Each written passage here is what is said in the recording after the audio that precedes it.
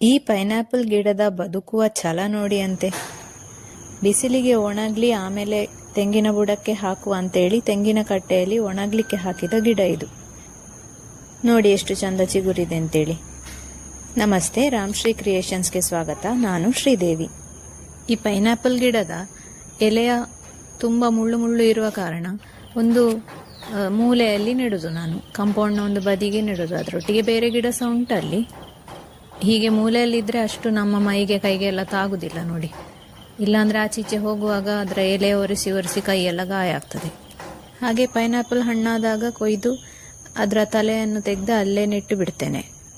ಹೀಗೆ ನೆಟ್ಟು ತುಂಬ ಗಿಡ ಆದಾಗ ಅಲ್ಲಿ ಇನ್ನು ಗಿಡ ನೆಡಲಿಕ್ಕೆ ಜಾಗ ಇಲ್ಲ ಅಂತೇಳಿ ಈ ಹಳೆ ಗಿಡವನ್ನು ತೆಗಿಲಿಕ್ಕೆ ಹೊರಟೆ. ಇದಕ್ಕೆ ತುಂಬ ಜಾಗ ಬೇಕು ನೋಡಿ. ಈಗ ಅಡ್ಡ ಮಲಗಿದಾಗಿತ್ತಲ್ಲ, ಹಾಗಾಗಿ ತೆಗೆದು ಒಣಗ್ಲಿ ಅಂತೇಳಿ ಒಣಗ್ಲಿಕ್ಕೆ ಹಾಕಿದೆ ತೆಂಗಿನ ಕಟ್ಟೆಯಲ್ಲಿ. ಹೀಗೆ ಕಳೆ ಗಿಡ ಹಾಗೆ ಹುಲ್ಲು ಎಲ್ಲ ಕಿತ್ತು ನಾನು ಹೀಗೆ ಹಾಕಿ ಬಿಡ್ತೇನೆ ಇಂಟರ್ಲಾಕಿನ ಮೇಲೆ.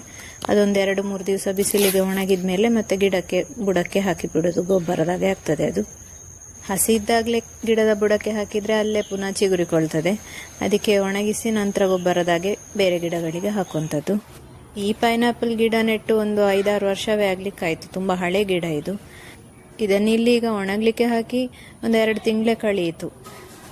ಆಮೇಲೆ ಜೋರು ಮಳೆ ಶುರು ಆಯ್ತಲ್ಲ, ಹಾಗಾಗಿ ಅದು ಒಣಗಲಿಲ್ಲ, ಅಲ್ಲಿಗೆ ಚಿಗುರಿತು. ಮಣ್ಣಿನ ಸಂಪರ್ಕವೇ ಇಲ್ಲ ನೋಡಿ. ಪೂರ್ತಿಯಾಗಿ ಕಟ್ಟೆ ಮೇಲೆ ಉಂಟು ಗಿಡ. ಬೇರು ಸಹ ಕಟ್ಟೆ ಮೇಲೆ ಉಂಟು. ನೀವಿಲ್ಲಿ ವಿಡಿಯೋದಲ್ಲಿ ನೋಡ್ಬೋದು, ಬೇರು ಪೂರ್ತಿಯಾಗಿ ಕಟ್ಟೆ ಮೇಲೆ ಉಂಟು. ಬರೀ ಮಳೆ ನೀರನ್ನು ಆಶ್ರಯಿಸಿ ಹಾಗೆ ವಾತಾವರಣದ ಮಾಯಿಶ್ಚರನ್ನು ತಗೊಂಡು ಬದುಕಿದೆ ಈ ಗಿಡ. ಗಿಡ ಬದುಕಿದಷ್ಟೇ ಅಲ್ಲ, ಚೆನ್ನಾಗಿ ಚಿಗುರ್ತಾ ಉಂಟು. ಒಟ್ಟಿಗೆ ಸಣ್ಣ ಚಿಗುರು ಸಹ ಬಿಡ್ತಾ ಉಂಟು ನೋಡಿ. ಇಲ್ಲಿ ಒಂದು ಸಣ್ಣ ಚಿಗುರು ಬಿಡ್ತಾ ಉಂಟು. ಅಲ್ಲದಿದ್ದರೂ ಈ ಪೈನಾಪಲ್ ಗಿಡಕ್ಕೆ ಹೆಚ್ಚಿನ ಆರೈಕೆ ಏನು ಬೇಕಾಗುವುದಿಲ್ಲ. ಹಾಗೆ ಬಿಸಾಡಿದಲ್ಲಿ ಸಹ ಬದುಕುವಂಥ ಗಿಡ ಇದು. ಅಲ್ಲೇ ಚಿಗುರಿಕೊಳ್ತದೆ.